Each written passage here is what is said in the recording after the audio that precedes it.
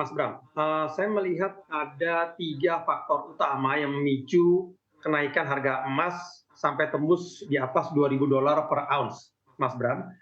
Yang pertama saya lihat tadi itu adanya ketidakpastian ekonomi dunia seperti yang terjadi di Amerika dengan krisis likuidasi yang dialami oleh Silicon Valley Bank, Signature Bank, Silvergate Bank, dan juga merembet ke bank-bank di Eropa seperti Credit Suisse.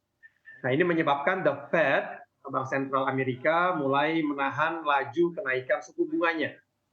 Nah, apabila begitu ini terjadi, maka hukum ekonomi berlaku. Harga komoditas mulai naik, termasuk emas. Itu faktor pertama. Faktor kedua saya perhatikan, tadi telah disebutkan dengan sangat baik oleh Mas Bram, itu dengan adanya ketidakpastian kondisi geopolitik dengan terus berlanjutnya perang antara Rusia dan Ukraina, ini menyebabkan banyak pelaku pasar mulai berhati-hati dan memilih berinvestasi pada emas sebagai salah satu pilihan investasi yang super aman atau investment safe haven. Oleh karenanya permintaan akan emas meningkat dan harganya juga naik. Dan akhirnya faktor ketiga, Mas Bram, ini saya perhatikan itu banyak bank-bank sentral di dunia seperti Bank Sentral Singapura, Bank Sentral di Turki, di China, dan juga di Qatar, itu mulai berusaha untuk mendiversifikasikan reserve currency-nya dari sebelumnya US dollar ke mata uang negara mereka masing-masing. Nah, demi memperkuat mata uang negara mereka masing-masing, negara-negara ini mulai banyak membeli emas untuk membackup atau mendukung penguatan mata uang negara mereka masing-masing.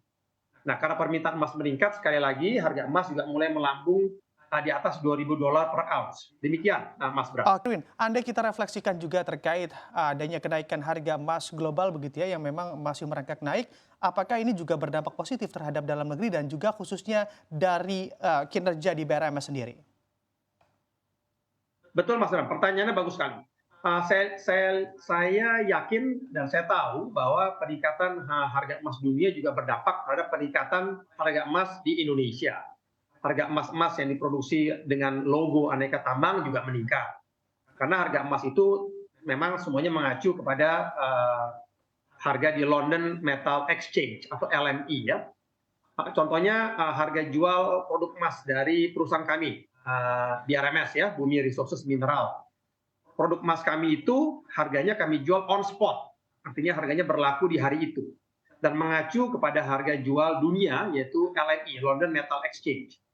Nah, apabila penjualan dilakukan dalam mata uang rupiah, maka akan berlaku nilai tukar mata uang di hari itu, di hari yang sama dengan hari penjualan atau exchange rate di hari yang sama. Jadi dengan peningkatan harga emas dunia, dampaknya juga akan dirasakan dengan meningkatnya harga emas di domestic market dan di kinerja keuangan dari perusahaan-perusahaan produsen emas tentunya, Mas Bram.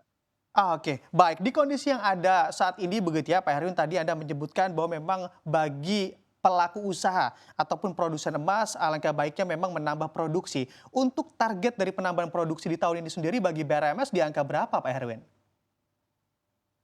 Ya, baik Mas Bram. Kita di tahun 2022 lalu itu produksi emas kami ada di level 5.400 troy ounce.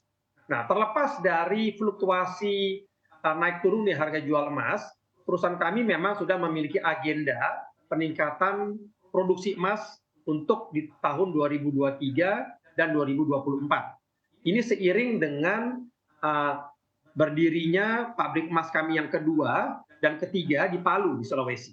Pabrik emas kami yang kedua itu baru saja berdiri di kuartal keempat tahun lalu. Nah, dampak kenaikan produksi emasnya akan dirasakan di tahun ini, Mas Bram. Jadi di tahun ini produksi emas kami itu targetnya akan meningkat di level di atas 20.000 troy ounce. Artinya ada peningkatan sekitar 4 kali lipat dari tahun lalu yang sekitar 5.000 troy ounce. Di tahun 2024 itu akan berdiri pabrik emas kami yang ketiga di Palu. Targetnya akan selesai pembangunannya itu di pertengahan tahun 2024. Artinya di tahun 2024 akan ada lagi peningkatan produksi emas kami. Targetnya di atas 40.000 troy ounce produksinya di tahun 2024, Mas Bram. Oke, menambahkan dari target produksi begitu ya bagi BRMS, Pak Herwin. Tapi andai saya mengamati laporan keuangan Anda begitu di BRMS, ada yang mana terkait laba bersih di tahun 2022 agaknya lebih jauh kecil, cukup signifikan begitu dibandingkan tahun 2021. Ada tantangan apa di sana, Pak Herwin? Ya, bagus pertanyaannya Mas Bram. Jadi di tahun 2021 itu ada pendapatan lain-lain yang kami bukukan dan ini terkait dengan penerimaan tagihan oleh salah satu anak usaha kami. Nah, pendapatan lain-lain di tahun 2021 tersebut hanya bersifat dibukukan satu kali saja. Jadi tidak rutin dibukukan untuk periode-periode berikutnya. Jumlahnya cukup besar, yaitu 90 juta dolar. Nah, tanpa adanya pendapatan lain-lain ini, maka laba bersih perusahaan di tahun 2021 itu sebenarnya lebih kecil dibanding dengan laba bersih perusahaan di tahun 2022, Mas Bram. Seperti yang diketahui, di tahun 2022 laba bersih perusahaan itu ada di level sekitar 13 juta dolar. Jadi, namun perlu diingat, di tahun 2022 tidak ada lagi pendapatan lain-lain yang hanya dibukukan satu kali, yang hanya dibukukan di tahun 2021 saja, Mas.